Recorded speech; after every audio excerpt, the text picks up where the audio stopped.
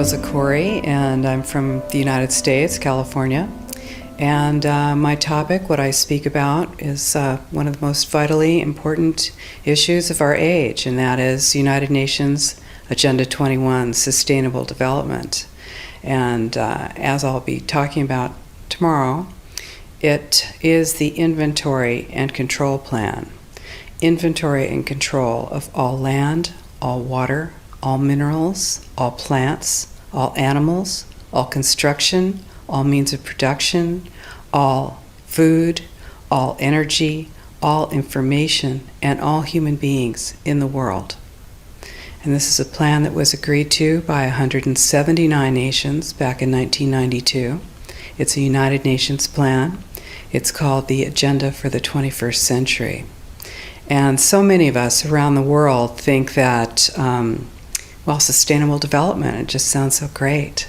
Isn't it about recycling and creative reuse and creating energy and food resources for everyone? And the answer is no, it really is not.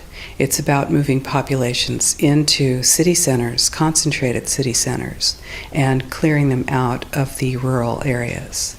So I found out about it in a very unusual way, actually, because I spent my career as a legal witness, as an expert witness for the California Department of Transportation.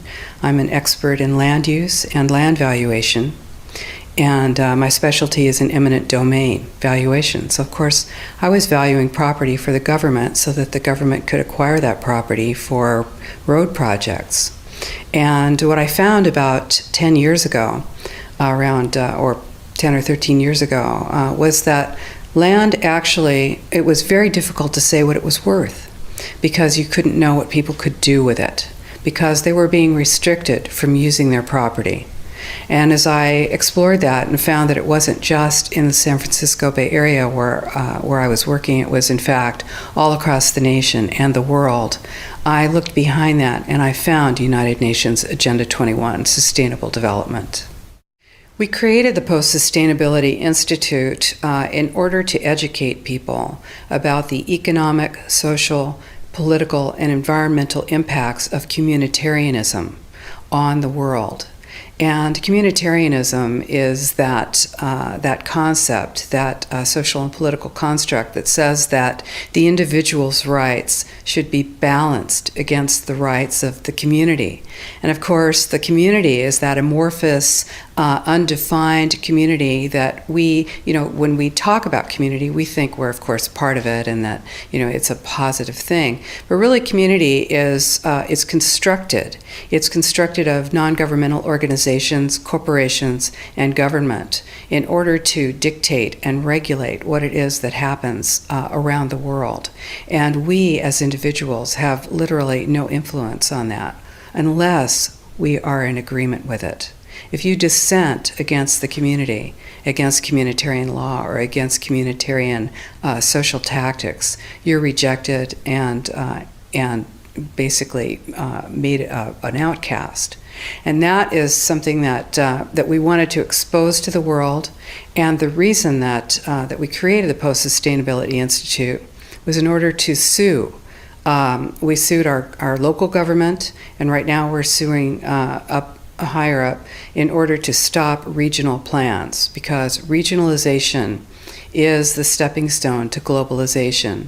And globalization is the standardization of all systems. So that includes water, law enforcement, education, energy. All systems have to be brought into harmony in order to control them all. Because when systems don't meet, when they're out of balance or not in sync with one another, they can't be controlled centrally. And the goal of Agenda 21 is one world government and total control from a central unit. America, the United States of America, is really under attack right now. We, in the United States, are, the U.S. landmass is about 2.5 times the size of Europe and has roughly half the population, just over half. That landmass is huge, and about 75% of the population lives in large cities.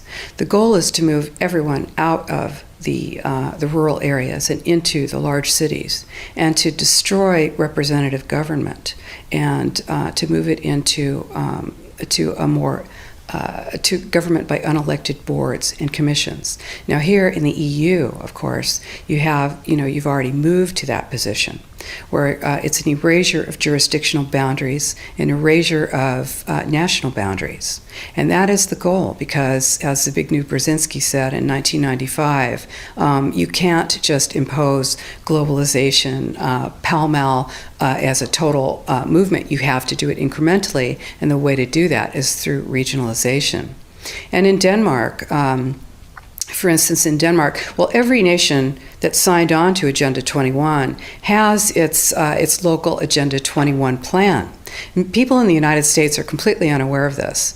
If I go out and talk about this, the United States press attacks me and calls me a conspiracy theorist, which is totally ridiculous. It is a conspiracy, but it's not a theory. It's a fact.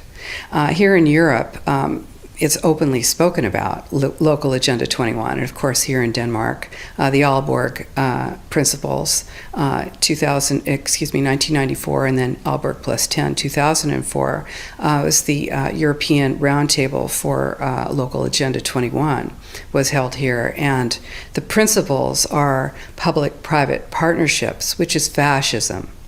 And this is how it's implemented on the ground, is through this joining together between corporations, non-governmental organizations, and governments in order to cut out the actual individual, your voter, and instead to take that to a level where we literally cannot penetrate. And this is the goal. So this is already far progressed in Europe. The three pillars of United Nations Agenda 21 are economy, ecology, and equity, the three E's, the social equity. And everyone sort of thinks that they know what that means, the idea of social equity. It must mean that, well, everyone's going to have access to clean water and clean air, and no one's property is going to be used as a dumping ground because they are at a poverty level. But really what social equity is about impoverishing huge portions of the population and bringing down the developed nations. And while this sounds like, it sounds almost like in the United States, you'd call that a right-wing point of view, a conservative right-wing point of view. I personally am a liberal.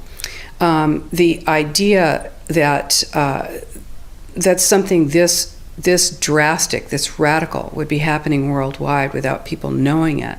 All you have to do is look at austerity measures, restrictions on transfers of wealth, additional restrictions on land use, ability, to produce, to use your energy, your water, your industry. All of this is happening in developed nations. So when you have your infrastructure attacked like that, it's going to have a tremendous impact on your ability to prosper, as well as the idea that that everything that we're looking at now is destined to collapse our economies. Because the idea, this is a corporatocracy. It's a totalitarian state being developed right now all over the world. And what major corporations want in this fascist development is to be able to have full movement of workers without borders or boundaries, to be able to move their goods through without regulations, and to reduce wages. And so this is the goal. So this is what you find with social equity. That's code for social equity for this movement and reduction of the population. So, and of course, economy and ecology is about bringing into balance economy. These are the three circles: economy, ecology, and social equity. And where they meet in the center is balance. But really that balance is a communitarian balance. So it's not balance of well-being of the people. What it is it's a balance for corporations so that they can exploit and control and have populations in an area, in tightly packed, dense areas, so that they can be surveilled and managed. And this is what that balance looks like as far as the development of a totalitarian state is. I think it's very important to know that the people now still have an opportunity to fight. All of us across the world understand that our individuality is at stake here. Our most important private property is our body. And of course, surveillance is a vital part. Surveillance, domestic surveillance and control is a vital part of this plan. It is a totalitarian plan. But, just like any other extreme plan, while we are moving towards the end game, we are not there. And this is the opportunity that all of us have now to stand up, to speak out, to refuse to collaborate, to refuse to cooperate, to expose collaborators, to work together to defund these plans, to refuse to demand what it is that corporations want to give us. And so, because no one's holding a gun to our heads right now, we have that opportunity. If that changes, if that moment changes, you certainly won't protest then. So now is the time. And people all over the world are doing this. It's just that the mainstream media is owned by 5 major corporations, and you're not going to get this information from the mainstream press. So you need to be your own press. You need to educate yourself. You need to get out there and educate your neighbors, your community, your real community. You need to help your children understand that they're being indoctrinated from pre-kindergarten to postgraduate school. All of us have a responsibility to ourselves and to others. This is true community, to work for personal freedom. And always remember that even though we work as a group, if we do work as a group, we're all individuals in those groups, and we answer only to ourselves. And this is essential. It's essential as free human beings. This is what we are. We are free, and we need to continue to be free. And I do believe that we will win, but we have to become aware that there is a fight, and then make our friends and our neighbors and our community aware as well, and work together. Right now in the United States, we are moving into massive regionalization. The United States has 50 states, and it's divided into cities, counties, and states, and then the federal government. Instead, Agenda 21 is top-down. It's global, regional, neighborhood, and none of those positions is elected. So in the United States right now, where the development of regionalization is happening very quickly. It's happening with federal funding. There are hundreds of millions of dollars going to local governments in order to have them create regional plans. And what those do is this plan cannot be accomplished without control of land and land use, because, of course, where you live often dictates the kind of life you're going to have. So regionalization takes away our opportunity to have an impact. It takes away representative government. So what we are doing at the Post-Sustainability Institute right now is we are suing to stop the biggest regional plan in the United States, and it is a blueprint for the rest of the country. What this plan is doing is essentially saying that no new development will happen anywhere but in 4% of the San Francisco Bay Area, that all 101 cities and 9 counties will be joined together, and all land use decisions will be made basically by an unelected board. What this will do to land use and land value in the San Francisco Bay Area, to movements of people, to development of business, to freedom, is unfathomable. And people are not aware of it. The only thing that is standing between that and full passage is our lawsuit. Now, what this truly means is if you tell people that they have to build only smart growth, high-density development in an urban center right on a train line, or the train doesn't have to be there, it's the proposed idea of a train line, and then no development, no buildings, no residential, no commercial can happen outside of that very, very concentrated area. Then what do you have? You have a concentration camp of the future. This is exactly what it looks like. And you see, it's very much more subtle and much more sophisticated than it was when the Nazis were doing it. You are not going to get thrown on a train car. You will just have your roads out in the rural areas pulverized and turned to gravel. You'll have your family well monitored.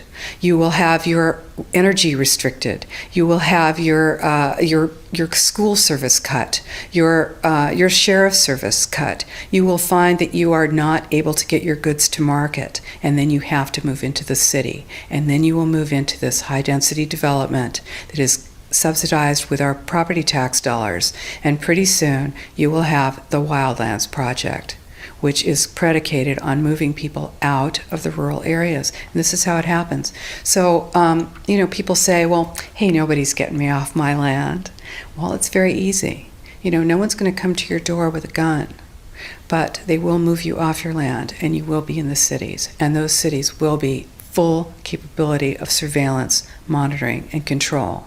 These buildings, these high-density buildings, are being built with a concept of eyes on the street. You become basically a deputized police adjunct. Your job is to watch the street. Your job is to watch your neighbor. The war on terror is a war on you. And we all know this. We feel it. This is why we need to stop it. So this is our plan, is to use the courts at this point and stop this plan. And we're working on it.